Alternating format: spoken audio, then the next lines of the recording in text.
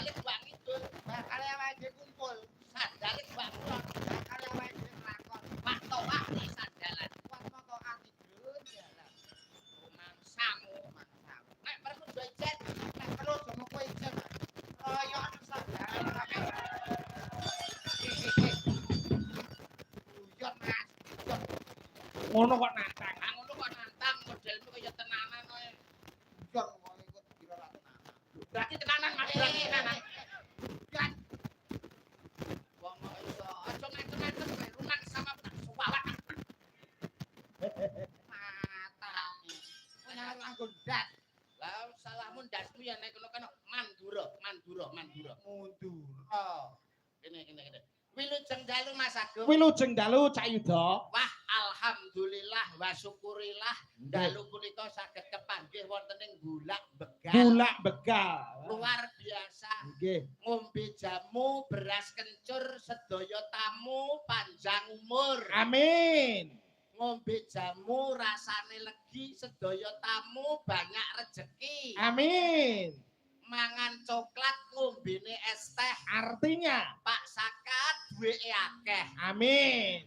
Goreng tempe setengah mateng. Artinya Cak Mantene muga-muga ndang meteng. amin. Wah, Pak Jan luar biasa. Luar biasa estu. Gadah gambel niku mboten kados Pak Sakat. Estu leres Kak. Pak Sakat piyayine hebat. Hebat. Dasare wonge gagah, Gagah. dhuwur, Nggih. kulitane jenengan pirsa. Pripun? Oh, ireng Kowe ngenyek iki. ngapa lah ya nyatane. Wong ireng mergo ora kesorotan lampu. Tapi nek kesorot lampu, Yo malah kileng-kileng. olehmu nyepelek niki lho. Pak Sakat hebat Mas Agung. Nggih leres. Piyayine sembodo ing Sembodo, karya, nggih. dasar netepi darmaning sepuh. Leres. Ora wedi anggone ngetokke ragat, Ah, segala macem tontonan Nggih. ditanggap. leres. Dek wau siang campur sari Darto Laras. Leres. Bengi niki wonten panjenengan Nggih. wayang kulit PGP Budaya bersama dengan Satrio Asis. Hebat luar biasa. Nggih, wah hebat. Turto dasare ngrawuhake Cak Yuda Bagya dan Mas Domol. Ah, mriku Niki senes Mas Domol. lah sinten? Niki Mas Trondol. Iya. Niki ngono jenenge Mas Sepedol. Iki jenenge Mas Mondol. Oh iya bener. Bener. Wah. Luar biasa. Turto masyarakat Bulak pripun Cak Yuda? Masyarakat Bulak luar biasa Mas.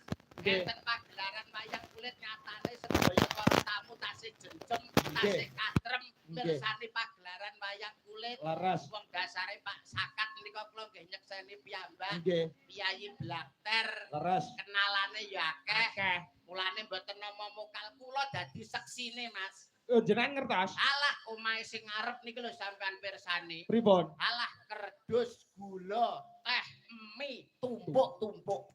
Saking beliaunya niku bermasyarakat. Kancane akeh niku nembe omahe sing ngarep. Nggih. Durung pawone. Pawone pripun Cak Yuda? Pawone gobis, wortel, lombok, tomat, tumpuk-tumpuk.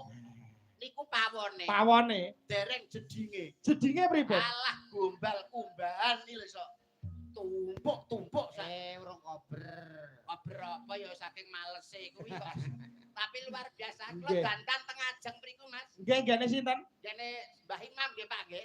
Nggih, ngene Mbak Dene Mbah Imam. Imam sing gadah musolae dasar omah kuno Mas. Omah kuno. Bayo yo lawange diukir.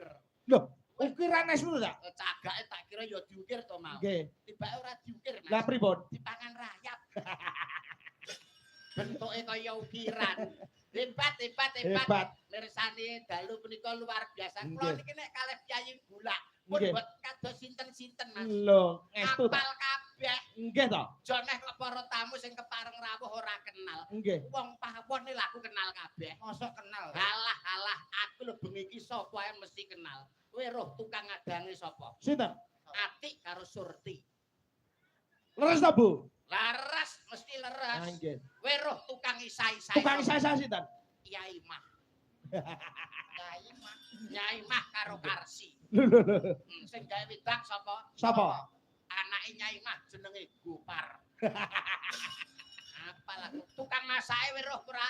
Sapa? Sinten?